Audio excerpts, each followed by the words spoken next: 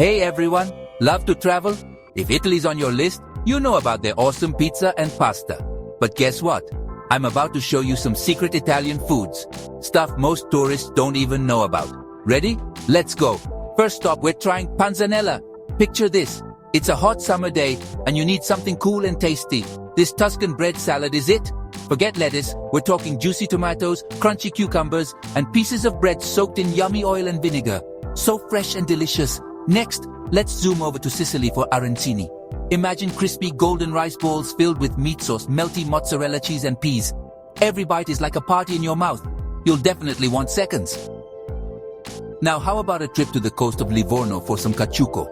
This fish stew is made with the freshest fish they catch that day, all cooked in a special tomato sauce with garlic. It's super flavorful and perfect if you love seafood.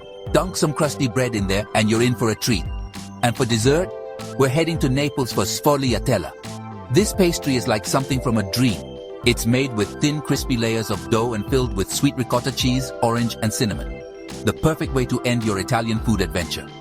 So, when you're in Italy, don't just order the usual stuff.